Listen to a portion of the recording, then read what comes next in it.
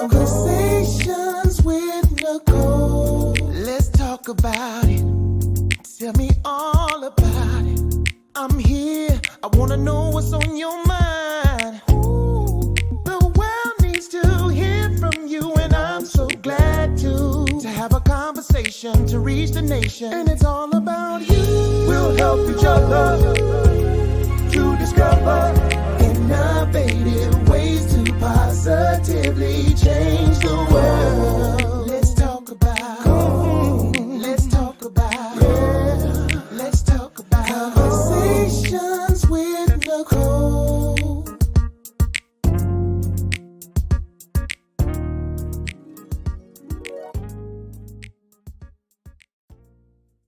Greetings. Happy Wednesday. Welcome to Conversations with Nicole. I am Nicole Everett, your host. And Conversations with Nicole is a talk show based in Tallahassee, Florida, focused on connecting the community through conversations. And today is what I call Wellness Wednesday. Wellness Wednesday is an opportunity for you, me, and my guests to chat about whatever it is we want to chat about. And today's conversation is entitled Trust Your Gut About Your Child, Autism. Early intervention matters. And my special guest is Miss Dianna Sykes, who I had the great pleasure of meeting through a mutual friend of ours, Miss Deborah Lloyd. And so I am super excited and delighted to have her with us tonight. But before I bring her on, I want to hear from you. Where are you tuning in from? We are live on Facebook, we are live on YouTube, and on my LinkedIn page. And so if you will, in the comments, it's interactive. Put your city and state so we can give you a shout out. This is an opportunity for us to connect with one another, engage with one another, and to get some meaningful conversation. So I see my mom is here. Thank you for being here. She's down in South Florida, my number one fan, and I appreciate you so much, Mom. I know a few of you may be out and about. I just left Working Class Wednesday, the first edition of Working Class Wednesday, which is here in Tallahassee. We had our Black History edition, Leap into the Future, paying homage to leap year. Listen, I have the Black History folks on today. We got Miss Mahogany, which is none other than Diana Ross. We also have the brother, El Haj Malik Shabazz, Mr. Malcolm X. And we also are wearing our Nina Simone. So we had all the Black History figures today as we close out Black History Month. It is Black History Year because every day we should be celebrating Black History. But, you know, this is just our anniversary and birthday, the month of February. All right. So I see Miss Pamela Robinson on here. Pam, my cousin in West Park, Florida. And also Miss Deborah Lloyd. She said, hi, Di. Glad to join you from Tally. Thank you for being here, Miss Deborah. We appreciate you. All right. So others will be joining us momentarily, but I'm going to go ahead and share some of Miss Dianna Sykes' bio. So she earned her bachelor's in business administration. She also has a master's in special education, which is where she began her role as a special education teacher. She actually has a child with autism, which is how she got involved in this work. She has always been advocating not only for her son, but for all children with special needs. And she began the Sykes Early Intervention Services, also known as CERC, in 2024. And she also worked with Babies Can't Wait, which is an early intervention specialist. She also received her master's in ABA and became an autism specialist for several counties in South Atlanta, and then as a BCBA, and she's going to tell us about all these alphabets that I'm spitting out. She decided to expand the company and include ABA therapy, which provides one-on-one ABA, speech and occupational therapy for children diagnosed with Autism Spectrum Disorder, or ASD. So CERC, which is again the name of her business, is recognized as a high quality ABA organization with core values that we call PEACE, which PEACE stands for professional integrity, excellence, compassion, and empower. And her team provides high quality compassion services that are grounded in these values because our children deserve our best. And the goal is to change the trajectory of a child's life by helping them reach their fullest potential. And they strive to give hope, to inspire, and to empower their families as they become advocates for their children. So, y'all, help me welcome Miss Dianna Sykes. Hey, how are you? Welcome. I'm doing well. How are you? Doing wonderful. Thank you for having me today. Hey, Deb. Yes, Miss Deborah Lloyd. It's been a little while ago, but she was like, I know a person who should be on your show. She went to college with me, and I just love her. So we connected, and so I'm very, very grateful because you are doing a wonderful work. Thank you. I appreciate that. All right. She said, hey, hey. All right. So before we get started, my favorite question to ask my guests is who are you? Not what you do, but who are you? Mm. Well, I am a mother. I am a wife, and I am a child of God, and then I am an advocate for all of our children. I guess that's who I am. Wonderful, wonderful, wonderful. So we are glad to have you. A few folks are chiming in. We got Miss Tracy Bryant, who's in the ATL, said howdy. Miss Patricia Hey. Jefferson, who's here in Tally. Ozzy, who was on Monday. He's in Virginia Beach, Virginia. Thank you for being here, Ozzy. And Deborah said, I love you, Di. I love you too, Deb.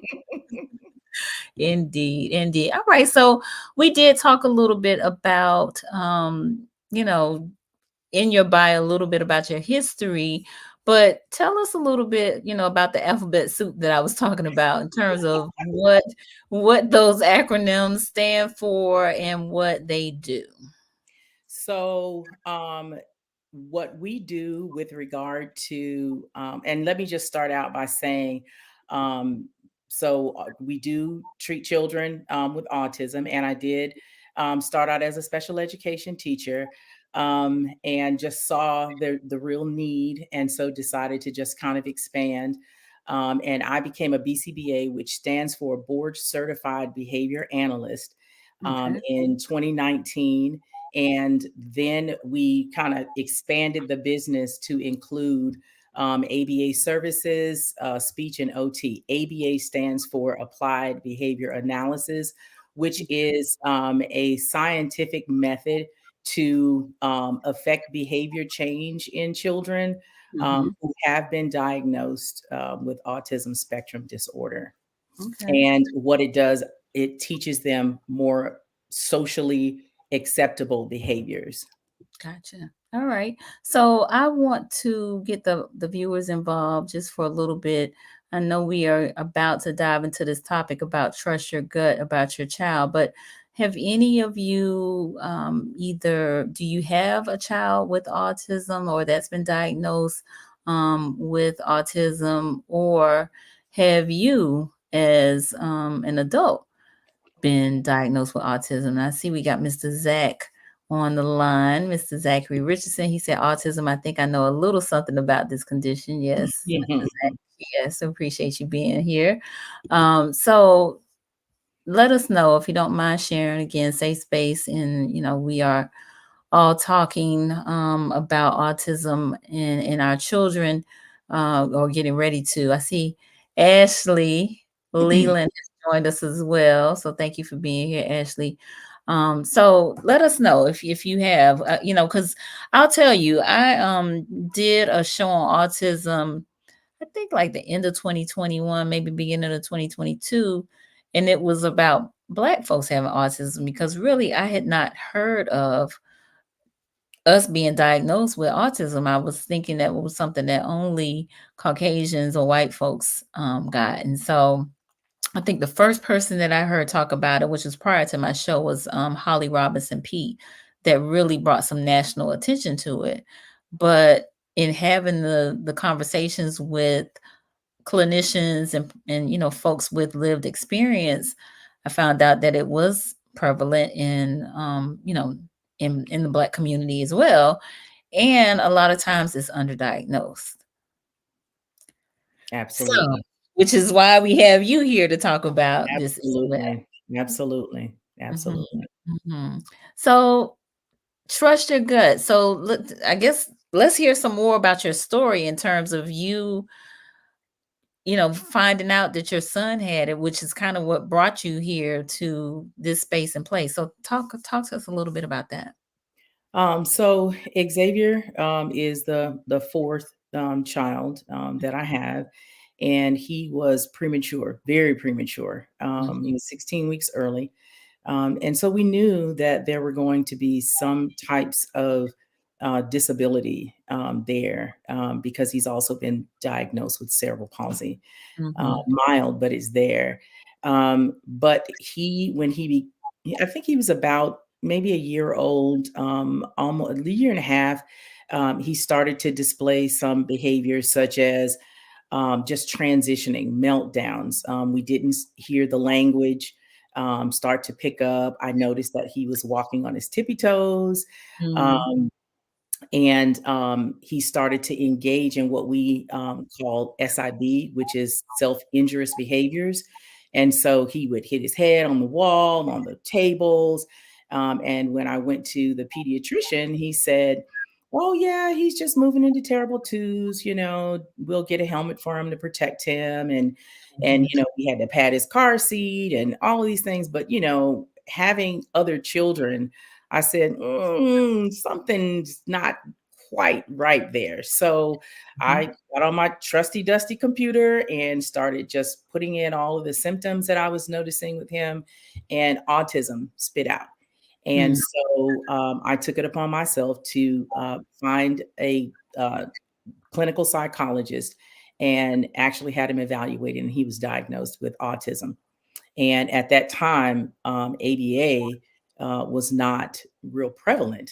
He's 23 years old. So, with that, we did a lot of research. We worked with him and learned him, figuring out those transitions. And, over time, the behaviors decreased, the skills that he needed increased. And he moved on to start talking because there was no language at all. So he started talking. He wasn't eating. mhm, He started eating. And so just kind of moving through school mhm, and then just advocating for him is where I really learned, how to help him.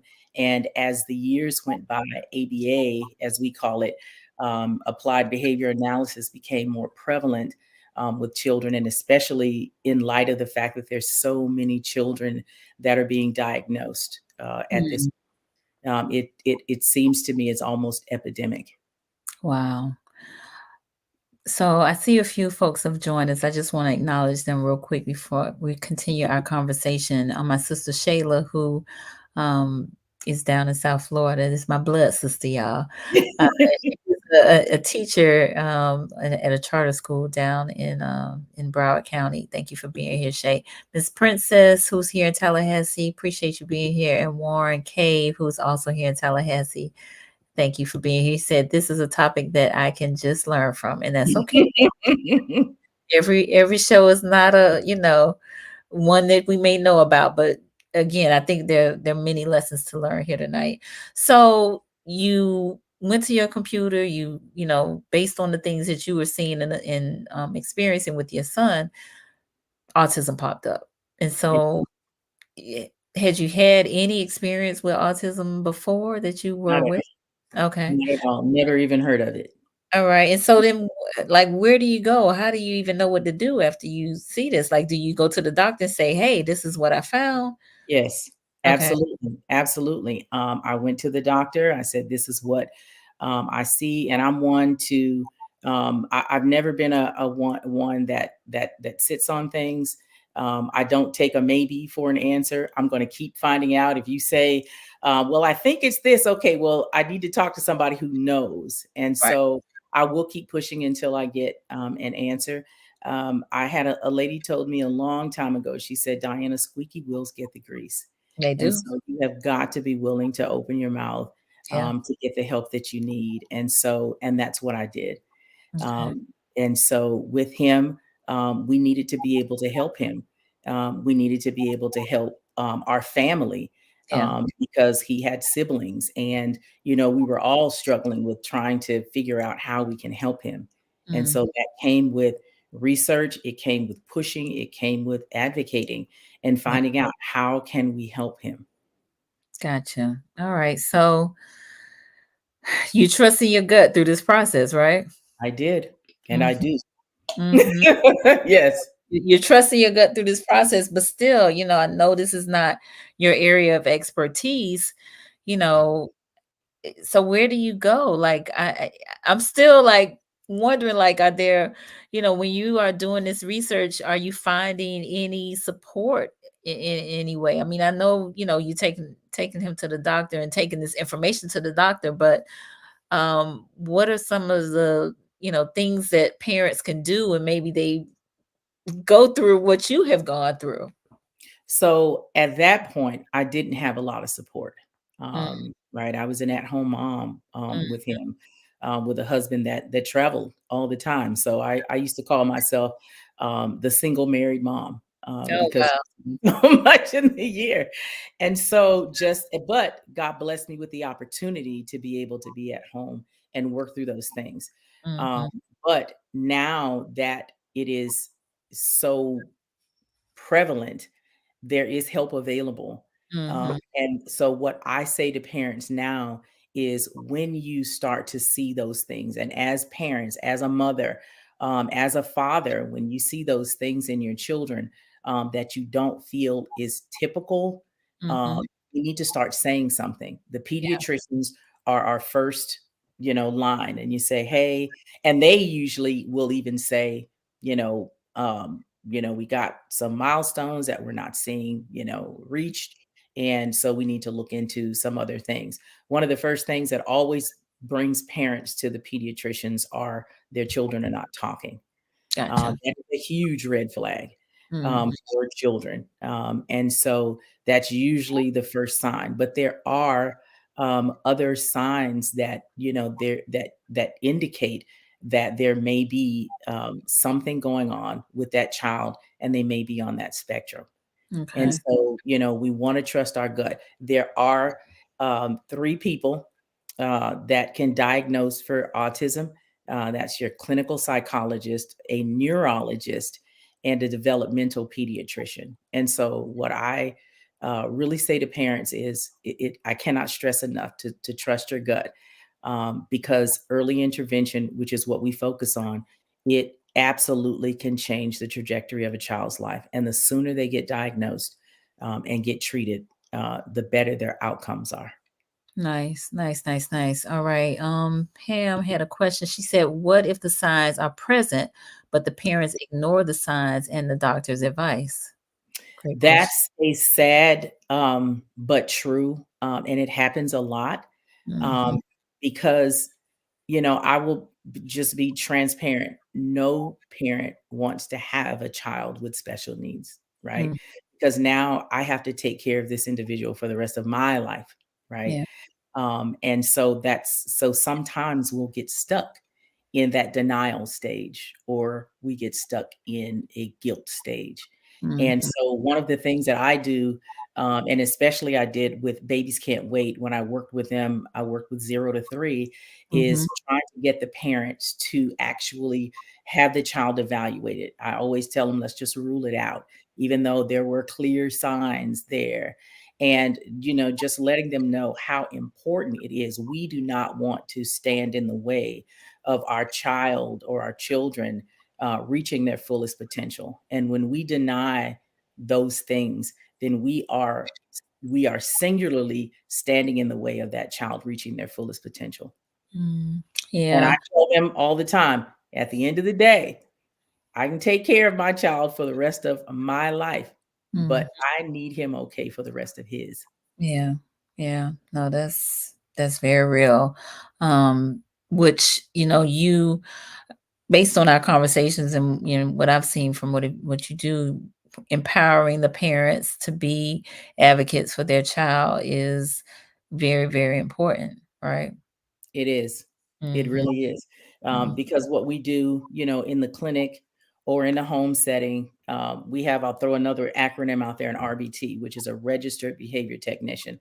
So Okay, the progress of treatment for autism it is therapy. It's like speech therapy, it's like occupational therapy, it's like physical therapy. mhm, However, ours is more intensive, and it's hours. It's not 30 minutes a week or an hour a week. We see those children anywhere from 4 to 7 hours a day, every mm, single day. wow, And we're not only, treating for increasing or decreasing behaviors, but we're also skill acquisition, right? mm, We are teaching those children to be able to get the things that they need and they want in an appropriate way. okay, Um, and we focus on early intervention ourselves because here in Georgia, our RBTs are not allowed in the public school setting to support the children when they go to elementary school. So gotcha, we are trying to prepare them for that transition. And mm, so when they get in school, they're going to need to be able to sit and attend, do their work, because now we have academic demands that are being placed. And yeah, what we are trying to do is to reduce the academic gaps that begin to happen when children get in school. I feel like our children are already at a disadvantage in some areas. right, And so we want to make sure that we prepare them for what that transition is going to look like and to be successful without as much support as we would give them in a clinic environment. mhm. What type of support, is available for the parents? So the therapy is the Mm, support. okay, Um, and so the process, and we have, parent training, we have support groups. okay, And I think that it is really, really important. If people have, Facebook or Instagram, I think that it is really important to connect with those folks in those groups because you can gain a lot of information, you get a lot of support, and you don't feel like you're just in it all by yourself. There are other people that are in this with you, and they're there to support you. And so we definitely encourage the support groups. We encourage support groups among ourselves and our own parents as well. mhm, Some parents, they work. And I can't get my kid to therapy. Hey, let's do ride share. Let's, you know, yes, different types of support. So it's very nice to hear. I held parent training. My BCBAs now do the parent training, but I was doing in the beginning parent training, and I would do it as a group so that other parents can see. And sometimes they don't want to ask the questions. Other ones will say, listen, I don't know about potty training and I need somebody to help me. Am I being a bad parent? They're like, oh my God, I'm going oh, through the same thing, so getting that support helps us to continue on and to encourage us to keep moving and navigating. absolutely, that's great, I'm glad to hear that, Mhm. were there any groups when you started down this journey? No, okay, No, there weren't. And then it was 1 and 119 children were being diagnosed each year with autism. That was 23 years ago. As of last year, there's 1 in 36 children being diagnosed with autism, and boys are twice as likely to be diagnosed as girls. However, in my clinics, I am seeing more and more girls and more siblings that are being diagnosed. so Imma slow this all the way down. Imma slow this all the way down. Did y'all hear what she just said? 1 in 119 were diagnosed. Now it's 1 in 37, 36. 36. Mhm. That listen, I just want that to resonate with y'all. Y'all that's here with me now and y'all that's in the on the replay. It went from 1 in 119 to 1 in 36. That is huge. Huge, huge, huge. And the fact that you're seeing more siblings, you said boys, typically Twice have as likely. twice Mhm. as likely, boys twice as Mhm. likely as girls. Yes, princess, that is major. Mhm. major, major, major. It is. And unfortunately, the rate that children are being diagnosed and treated is because there are so many. That is where our true gaps are. I cannot keep children off my wait lists. And there is a wait for diagnosis and there is a wait for treatment. In some states, there is up to a 10-year wait for treatment. That is mind-boggling to me. That is, and that's too late. Mhm. Because what are they doing in the meantime? I feel like there's hope for all of our children, but as they get older, it will take more consistency. It will take, it definitely more work because physically your child is bigger.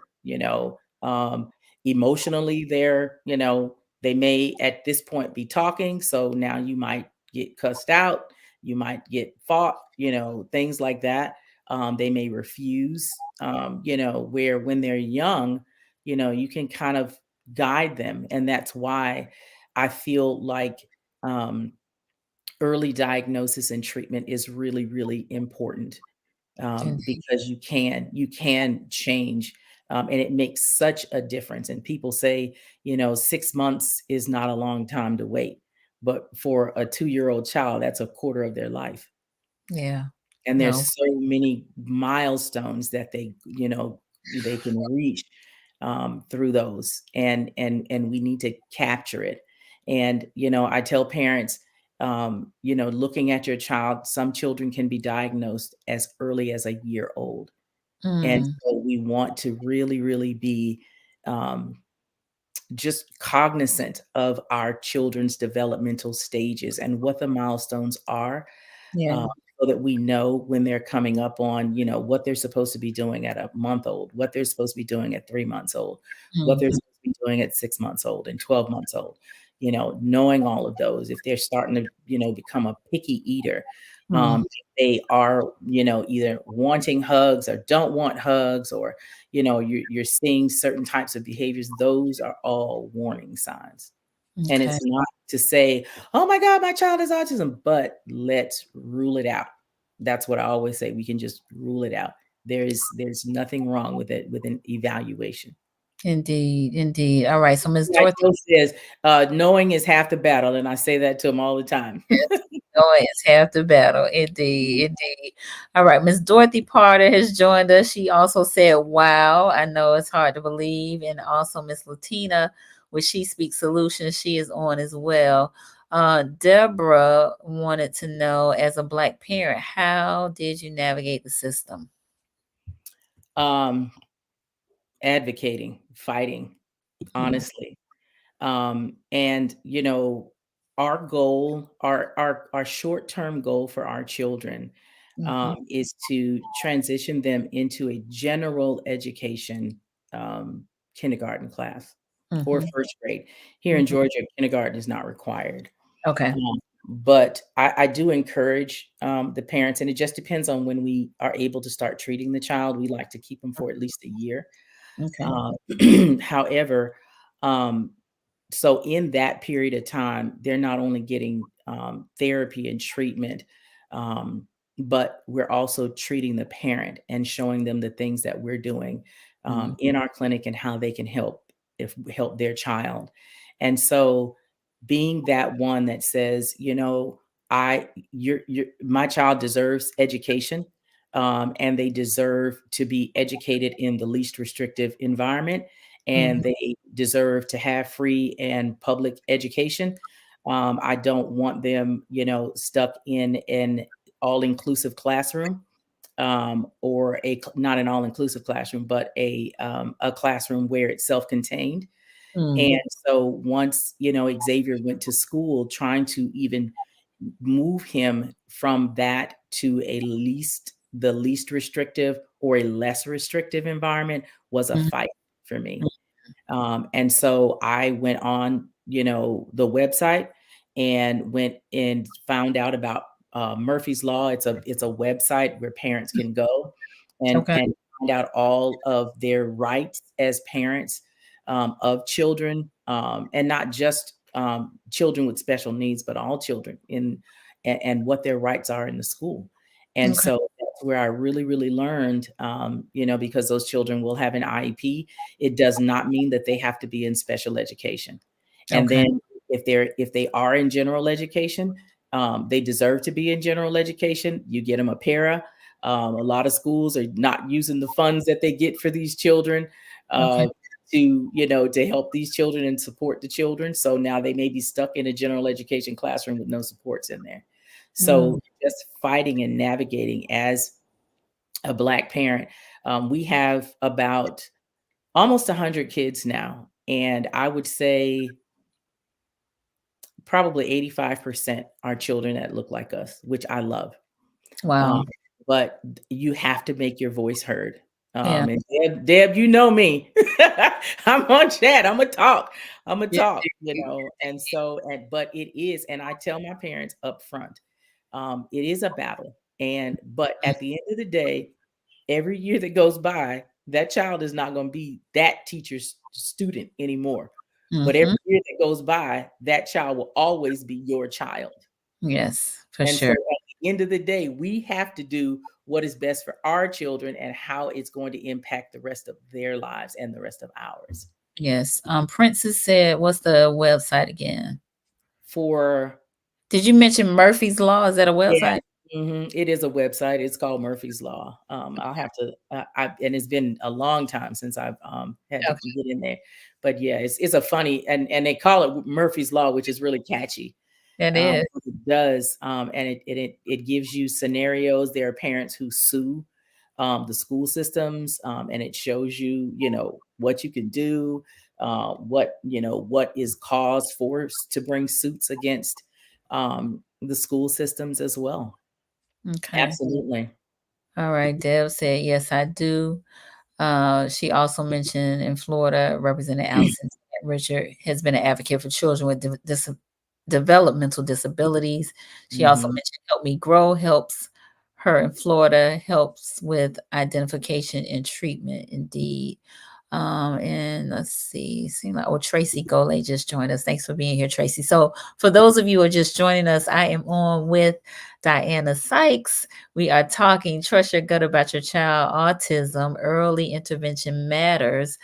And we've been talking about some of the first lines of defense, pediatricians, also folks who can diagnose for autism, neurologists, developmental pediatrician, clinical psychologist, first signs that your child may be on the autism spectrum is them not talking, and just the increase in autism diagnosis, and boys being twice as likely as girls, and more siblings being diagnosed. Whew. So yeah, And lots. so I just wanted there are some other signs Mm-hmm. that parents can really look at. Okay. Um, and one of the biggest ones for me is just difficulty with transitioning from one activity to the other. Mhm. And if they're having tantrums and meltdowns, or if they are really focused unusually on objects. A lot of the kids now have the cell phones. They'll say, for example, they're playing with their parents' cell phone because they have a particular video or a little, tidbit on there that they're looking at. They will continuously just rewind it. They won't watch it all the way to the end. They will Mhm. find a spot and they will just continuously rewind it. And they have repetitive behaviors. And so those are some of the things that you want to look at. Um, say, for example, puzzles. And it sounds crazy, but puzzles, if they are, say, for example, you have a puzzle, pull out one of the puzzle pieces, and see what they do. If they, sometimes they will fixate. And I tell my staff at the clinics all the time, please do not lose puzzle pieces. You have Mm. to throw the entire puzzle away because they will fixate on that one piece. Oh, But there are, yeah, but there are other warning signs. And we want to also include something called sensory processing disorder. And okay. 95% of children who are diagnosed with autism also have sensory processing disorder. And I guess a short explanation for it is like we have, of course, it has to do with our senses. Mm-hmm. What we smell, what we taste, what we hear, what we see, how we feel in our body. Um, and the filter for those children is missing in that way. They are not able to filter out certain things. So, say for example, if it's auditory, Mm-hmm. um, all the noises they hear, everything, right? We're able to, if my clock is ticking, if somebody's talking in the background, if there's other noise, if the TV is on or the radio is on and I'm talking to you, I can kind of filter out all of that noise and I can focus on what you're saying. Gotcha. They do not have that ability to do that.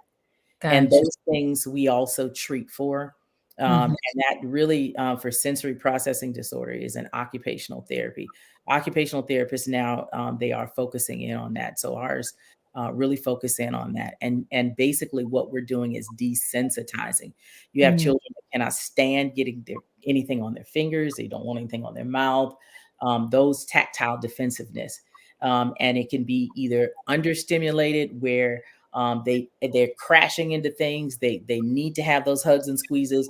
If you have a child that is a climber, that they just keep jumping up on, jumping on things, jumping off, climbing, jumping off. All of those things are signs. Some kids will just smell things. So all of those are signs as well. Mm-hmm. So I got a question about premature children, but I'm gonna circle back because we had some comments that I want to address. Miss Patricia, who is in law enforcement, she said, I just talked to a junior group and talked to them, reference how to handle being stopped by law enforcement. We are working with them on getting the D placed on their driver's license. Have That's you, wonderful. yeah, are you familiar with that? I am not, because my wheelhouse is early intervention Mm-hmm. for our children. So the older children and the adults, I do not have competency in that particular area because I don't treat them. Mm-hmm. However, we're coming up on April, which is Autism Awareness Month, Right. and we order these little signs for all of the cars, their decals that we give to all of the parents that says, my child has autism, or I have autism. I may, if I'm stopped, I may act this way. I may do this. I may do that. Oh, That wow. way, if a police officer sees that decal, they Mm-hmm. know this person has autism, and it's not because, we're scared to death. I'm going to tell you right now, my husband, he does not want for our son to drive because he doesn't know if he's going to be able to respond appropriately to a police officer, and that scares us, of course, as Black parents. I'm already afraid for my, just for my kids in general, but Right. as a young Black man, we are afraid. So we give out these decals, and we get them from Amazon, and they're small. They're usually 5x7s. Okay. Um, but they tell everything, and that stays on the car window, so that when you are stopped, or if they are stopped, it identifies them with having autism and how they may respond. Nice. This first I've heard of this. We So I am try to writing have it. a lot of resources for our parents, so we try to have some. Absolutely, absolutely. So Tina said, absolutely love this information. Thank you.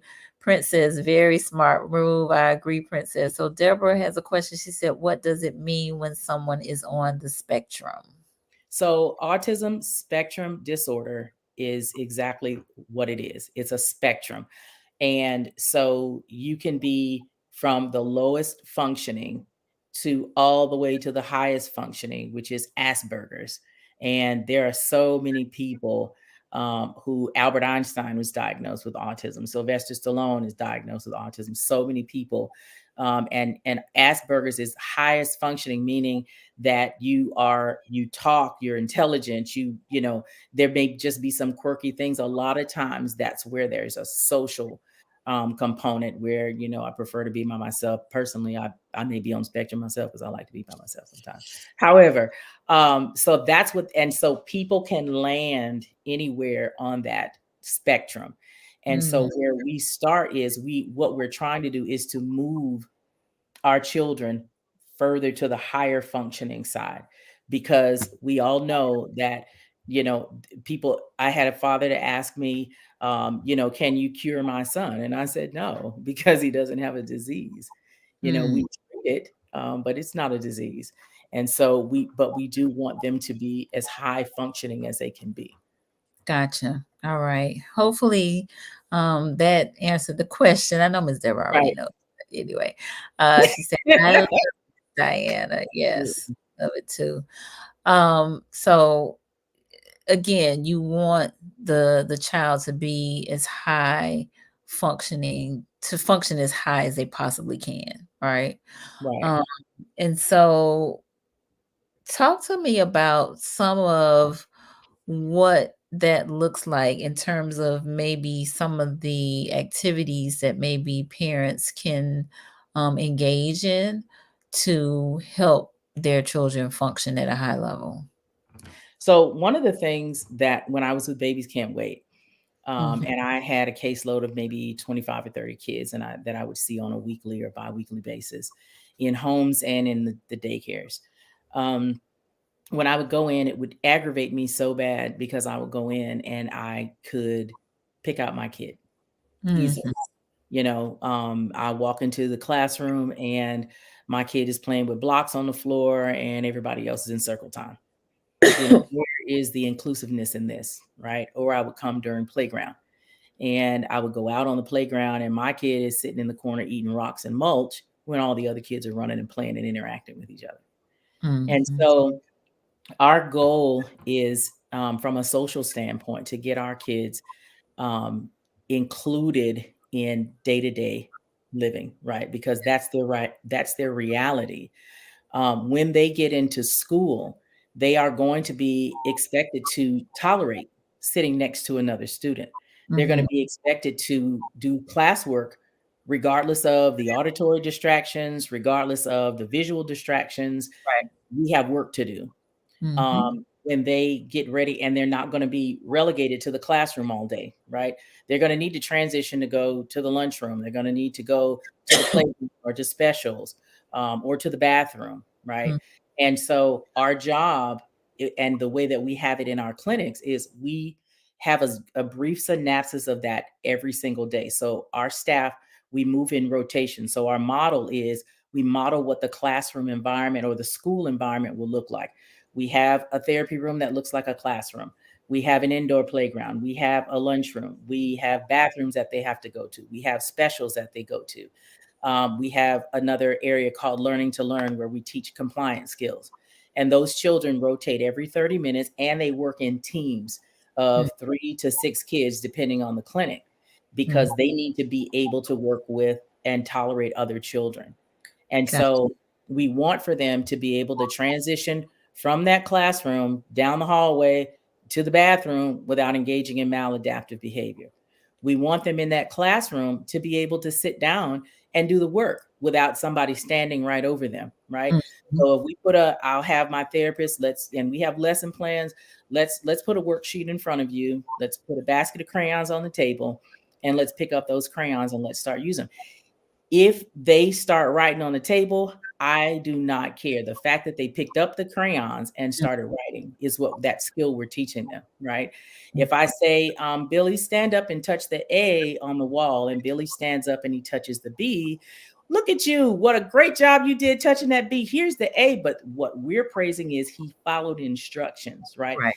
Get up and touch that something on that wall. When Mhm. we transition, like the cafeteria, they only have a certain amount of time to eat when they go to that cafeteria. We don't graze, right? We don't take a bite and run off, take a bite, run off. We sit down and eat our food and Mm. teach them how to drink from an open cup.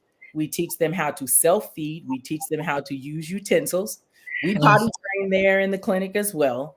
Yes. All of those things. But even more important, teaching them how to get the things that they need and want. Right. So they all start out with what we call a PEX board, picture exchange communication system. And we Okay. go and take pictures of all of the things that they like, Mhm. whether it's food, whether it's a special blanket, any of those things, a tablet, whatever it is, cars, and we put it on a board and we laminate it. This is what the therapist keeps with them all day with this child, because this is how they transition successfully. This is how they ask for those things that they need and they want. And it Mhm. goes to the school with them as well. Okay. The teacher will use it. And we have one for at home for the parents as well. And so when a child begins to engage in any type of maladaptive behaviors, get that board. Hey, what do you want? Where is Mhm. it? You know, Mhm. show me what you want. Because most of our children, of course, are nonverbal. And Right. so that is what we're trying to teach them. And it's important that we know that this is this piece of information that this child needs in order to uh, get the things that they need and want. Otherwise, they're going to resort to maladaptive behavior. What are Mm. we going to automatically go back to? The things that we were born with, right? Crying, you know, and that, and as you get older, you know, the behaviors become a little bit more aggressive. Um, Right. and that's really important for Mhm. us to know. And so those are the things that we teach those children throughout the day. If they're in a classroom, I'll tell the therapist, put a worksheet on the table, but do not put the basket of crayons there. Yeah. I want to see what that child needs to be looking around, like, you know, where is it? That Right. that's how they're going to get their needs met when they go to school. Yeah. Olivia's just joined us. She said, "What sort of support is available for parents who have children with autism?"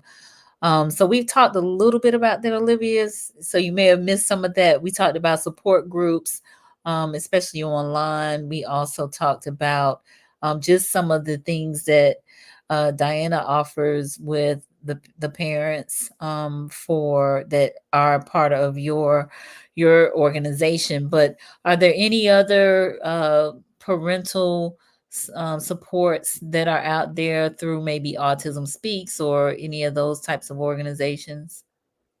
They do have some. A lot of Mm, people, especially adults with autism, are pushing away from Autism Speaks. mm, However, what I will say, it is very, very important to have your child evaluated and diagnosed, because mhm. without a diagnosis, for me, our hands are tied.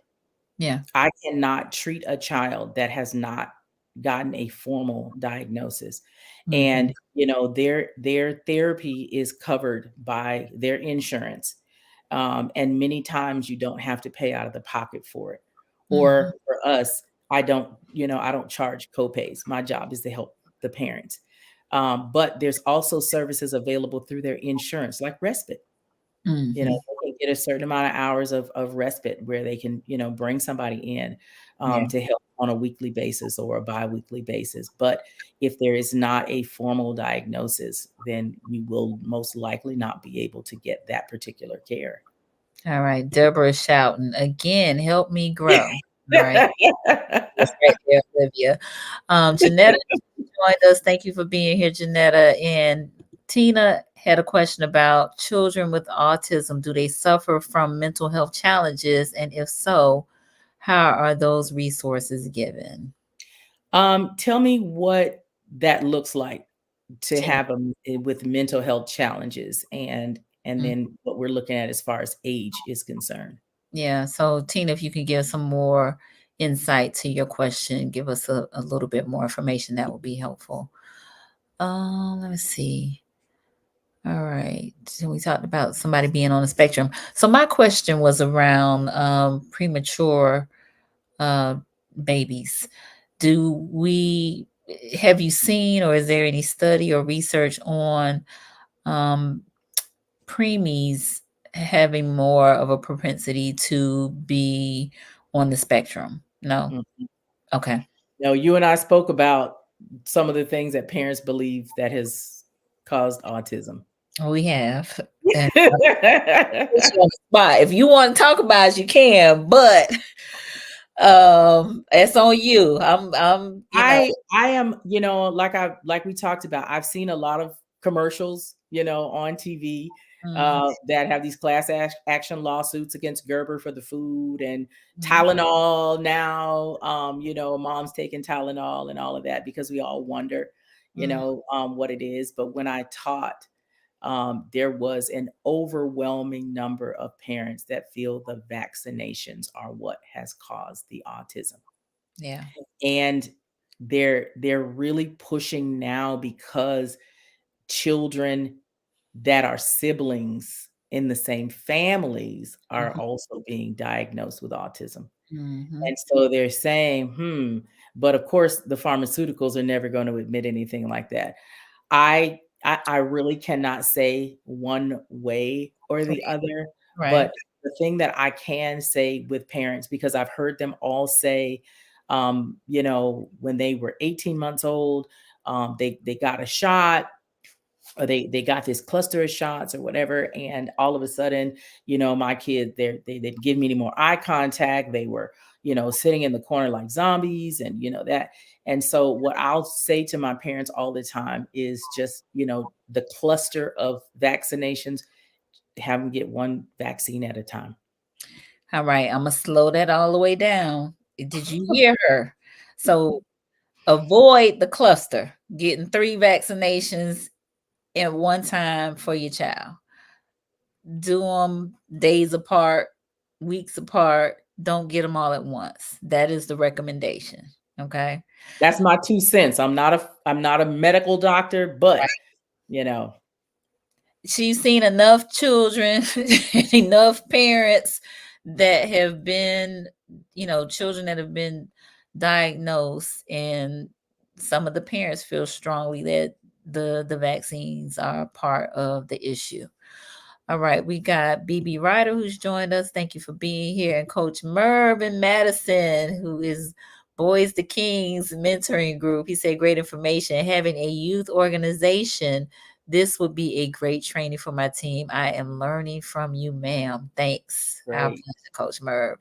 Deborah's giving Absolutely. us a thumbs up. So I have also heard with autism that diet plays a part. Like I've heard people that have like changed their child's diet or the whole family's diet, and it's had a significant impact in the behaviors of their children. Any thoughts on that? Any Have you seen or experienced that? We've tried it all. Okay. Going to a gluten-free Mm, diet, mm, which number one is not sustainable for a lot of our parents because it's extremely expensive yeah. to go from, to a gluten-free diet. And then a lot of parents just do not have the time to try and devote to making those types of meals. Yeah. But I have not seen a difference, Okay. honestly, one way or the other when it came to the diet. Our Mm. children they prefer, and that's another warning sign, picky eaters. Our children do prefer brown, crunchy food, usually. Brown French crunchy fries, food. chicken nuggets, pizza. Yep, they do prefer the children. They are very, a lot of times are picky eaters. And one of my recommendations to our parents all the time is just to continue to present them with different food. So our pantries at our clinics look like Sam's because we offer them so many different selections of food. But they love potato chips. They like pretzels. Yep, chicken nuggets, French fries, pizza. They love those. And but we do, because of course parents want their child to eat. My son ate pizza and ravioli for a year, breakfast, lunch, and dinner. Wow. But as they get older, you can begin to bargain with them. We found out as a fluke that he loved ice cream, just watching us eat some ice cream. And so now, and one thing that we don't want to do is throw a whole bunch of food into their face, right? Because they won't eat it. Mm, A child's stomach can take, a tablespoon, a tablespoon of green beans, a tablespoon of meat, a tablespoon. They have very small stomachs. And mm, so when you are um, trying to present them or get them to eat something, I would say to him, here's the ice cream. I need you to eat one green bean, just one. gotcha. One piece of corn, one, then one turns into two, that turns into three. And Mhm. now I have this grown man who spends $35 at McDonald's. So they want them to eat. And I tell the parents all the time, I'm telling you now, you better back that up a little bit. Enjoy that while you can. I'm telling you, he eats. Yes. But we do, but you want to continue to present things to them. We never ever want to force them to eat. And one of the things I will tell you just from experience, I do have parents that are very concerned about their children eating, and they will put them in a feeding program. Mhm. That is the most traumatic experience I have ever seen. Oh, wow. That feeding program is very traumatic. The reinforcement for those children is if they take a bite, they won't be forced to eat the food. But Got until then, they will be forced to eat the food. And it's terrible. And I don't recommend feeding programs for children. All right. So pack your patience with the feedings Yes, and give them some options of, try some different things, not all at once, but just a little bit. Encourage them to take one bite, just to try it. All right. absolutely. Patricia said, my grandson only eats chicken nuggets, french fries, potato chips, and pizza only. He will not eat cold items at all. Yes, that was my son. From first grade to fifth to fourth grade, he walked with a refrigerator and a microwave to every class every year because he would not, he has to have his drinks cold and his food hot. And Okay. so we moved his refrigerator, whatever teacher he had that year. I definitely understand that. Um, But continue to, and you can wean them as they get older, but they'll be eating their whole lives. And yeah. so, and one of the things I encourage parents, if you're concerned about their health or their growth, talk to the pediatrician, see where they're landing Mm. on their growth charts. And if Um, they're fine on their growth charts, their numbers are coming back fine, then let's not try to force them to eat. All right. So y'all heard it. BB said I've even tried baby food and applesauce. So she's saying hers eats nuggets and pizza. So Baby yeah. food and applesauce will cause them to go backward to me. Then they won't want to chew. And so Mm, because then it's just easy, it just goes in the mouth and slides down. mm, The Pediasure as well.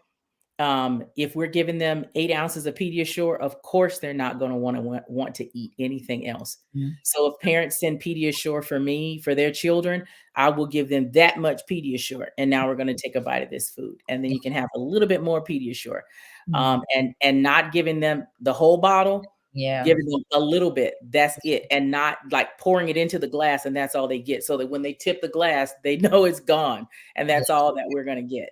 Yes, yes, yes, yes. Okay, no, thank you for that. Because ooh, I know some of us are challenged with little ones that don't want to eat or try something new.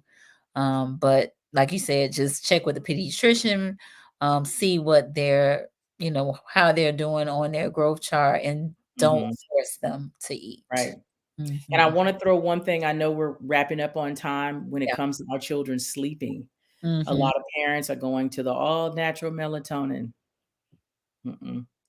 We're finding that melatonin is causing our boys, especially as you start to have to progress to higher doses, it's causing them to be more aggressive, is what we're seeing. Mm. There are a lot of children that love to sleep with weighted blankets on. Xavier slept with a beanbag on his back for 8 years. They like that weight on them because a lot of our children don't sleep with autism, and I definitely they're up at all hours of the day and night. And I could talk for days about putting kids on, a nighttime routine. The blessed thing about children on the spectrum is that they patternize very, very quickly. And so with parents, labor intensive in the beginning, getting them on a good routine. 8 o'clock at night, they need to be in the bed. We can't make them go to sleep, but we can make them lay down and rest their bodies and Mhm. get them on that routine. And they will follow that routine because I don't feel like parents should have to go to bed when their children shouldn't go to bed when parents go to bed.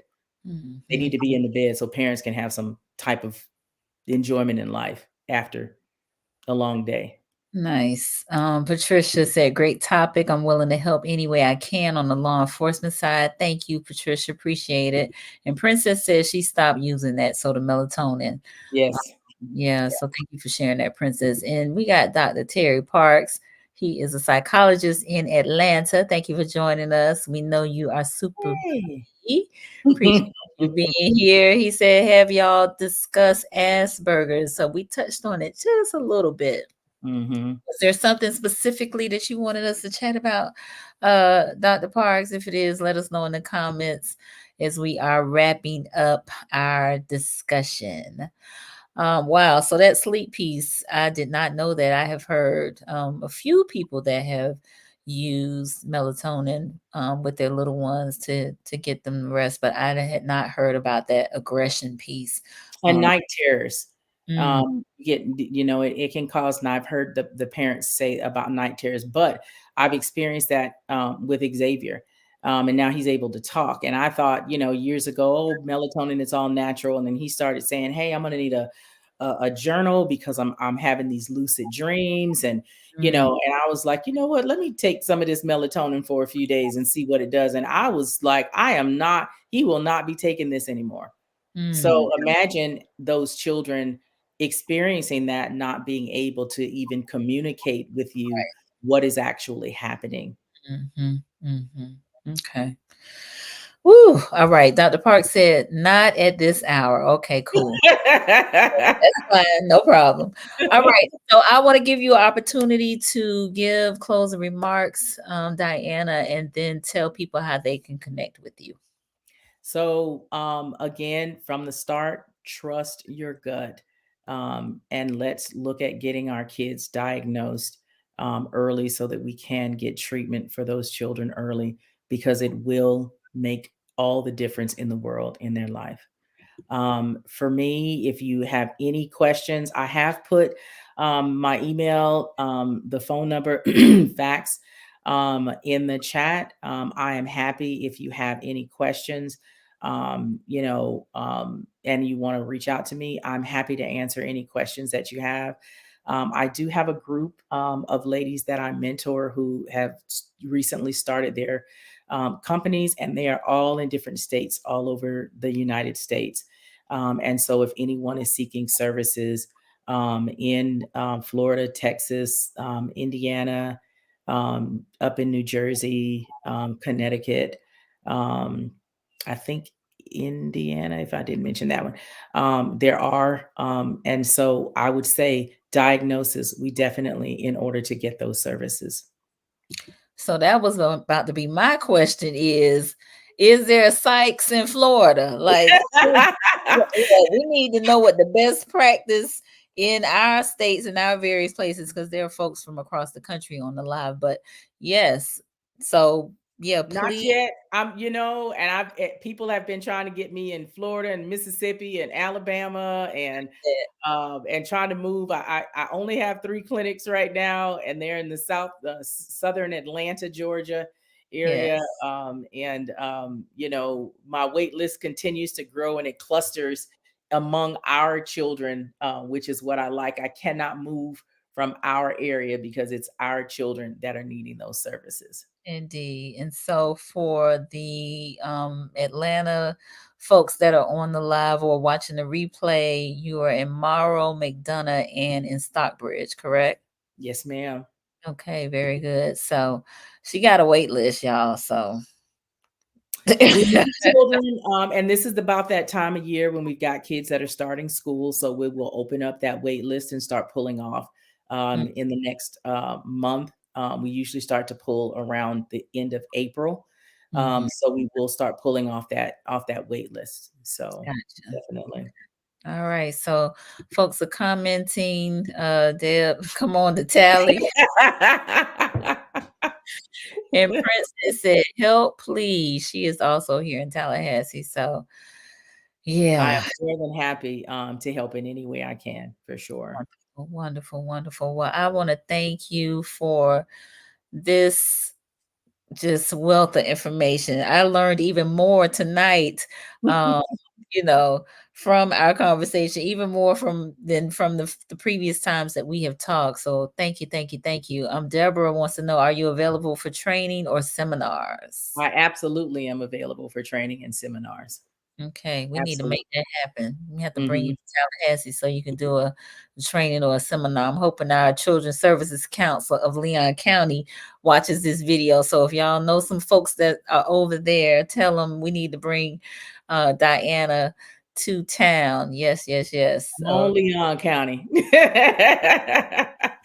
you Absolutely. too, Dan. Absolutely, absolutely. So if you all have Those benefited happy from this, grounds. yes, let us know. Let us know in the comments if you've benefited from this conversation. Let us know, and let's please keep this conversation going. I told y'all, she told you the numbers went from 1 in 119 to 1 in 36 being diagnosed with autism. And so we have got to help our little ones. We've got to help our little ones and our parents of little ones that have Absolutely. been Absolutely. diagnosed with this disorder. Right. And what we can do in the interim while we are waiting for evaluation Mm, and treatment, there are things that parents can do to help in that interim for sure. absolutely. So, for those of you who are new to the platform, I invite you to subscribe to the Conversations with Nicole YouTube channel. We are here on Mondays and Wednesdays at 8:30 p.m. Eastern Time, focused on mental health and wellness in Black and Brown communities specifically, and encouraging folks to get their checkup from the neck up and connecting with folks like Dianna who can assist with our little ones that need our help. So, again, thank you so much for your time, your expertise. Keep up the really great work that you're doing. We hope to bring you to Tallahassee and hope to hear about Sykes in or Cirque in Florida, or at least the ones that you are training up, your protege in Florida, so that we can utilize those services as well. Absolutely. And thank you for having me. It has been a true pleasure. As I y'all can see, this is my passion. I could it talk about this all night. is. I know you got to get some rest and get ready for the little ones tomorrow. Absolutely. All right, Absolutely. very good. Well, again, Deborah, thank you for connecting us, and we will Yay. see y'all next time. Yes, Bye. ma'am. Bye.